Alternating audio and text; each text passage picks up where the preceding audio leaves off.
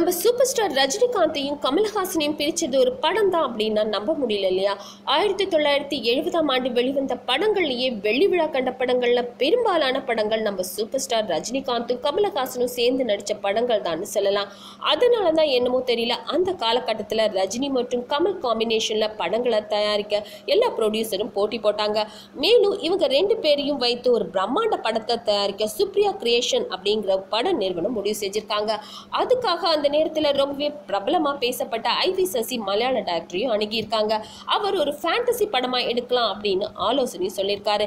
ஏன்னா சிறுவர் முதல் பெரியவர் வரை எல்லா தரப்பினரையும் டார்கெட் பண்ணி எடுக்கப்படுற படம் அப்படிங்கிறதாலயும். மேலும் ஐவி சசி அரபிக் கதையான அலாவுதீனும் அற்புத விளக்கும் கதையை படமாக்கலாம் அப்படின்னு சொல்லியிருக்காரு. ஏன்னா அந்த கதையை மையமாக வைத்து எடுக்கப்பட்ட ஹிந்தி படம் ஒன்று அந்த காலகட்டத்தில் ரொம்பவே சூப்பர் டூப்பர் ஹிட் ஆயிருந்திருக்காங்க. இந்த நிலையில அலாவுதீனாக கமல் நடிக்க படமும் தயாராக தொடங்கிச்சு. ஆனா ரஜினியோட கதாபாத்திரத்திற்கான கேரக்டர் அந்த கதையில இல்ல அப்படிங்கறதால கமாருதீன் அப்படிங்கிற புதிய வில்லன் கேரக்டரை இவங்களே உருவாக்கி இருக்காங்க. மேலும் முதல்ல இந்த கதாபாத்திரம் வில்லனா சித்தரிக்கப்பட்டு அப்புறமா கதாநாயகனுக்கு நண்பனாக மாற ரஜினியோட கேரக்டர் ஒரே குழப்பமா இருந்துச்சு அப்படின்னு தான் சொல்லணும். அது மட்டும் இல்லாம கமலஹாசன் கதாநாயகன் அப்படிங்கறதால அவரோட கேரக்டரை தூக்கலா காட்ட வேண்டும் அப்படிங்கிறதுக்காக ரஜினி செய்யாத ஒரு தப்புக்காக கமல் ரஜினியை கை நீட்டி அறையிற மாதிரி ஒரு காட்சி அமைக்கப்பட்டிருந்தது.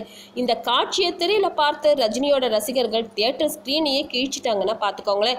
மேலும் அலாவுதீனும் அற்புத விளக்கும் ஃப்ளாப் லிஸ்ட்ல சேர இனிமேல் ரஜினியும் கமலும் இணைந்து நடிக்கக்கூடாது அப்படின்னு ரஜினியோட ரசிகர்கள் வேண்டுகோள் விடுத்திருக்காங்க. அதுக்கப்புறமா ரஜினியும் கமலும் சேர்ந்து நடிக்கிறது இல்லை அப்படிங்கிற முடிவை எடுத்திருக்காங்க. ஒருவேளை அலாவுதீனும் அற்புத விளக்கும் நல்லா ஓடி இருந்தா ரஜினியும் கமலும் தொடர்ந்து சேர்ந்தே நடிச்சுட்டு தான் இருந்திருப்பாங்க இல்லையா?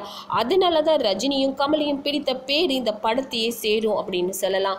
இந்த நியூஸ் பத்தின உங்களோட கமெண்ட்ஸை மறக்காம சொல்லுங்க. கூடவே இந்த லைக் ஷேர் இதெல்லாம் பண்ணிட்டு ஞாபகமா NETV4 சேனலையும் சப்ஸ்கிரைப் பண்ணிடுங்க. 100 எவ்வளோ ஆச்சு? ரூபா நான் வாங்கின மாதிரி ஜூஸே நல்லா இல்லையாண்ணா?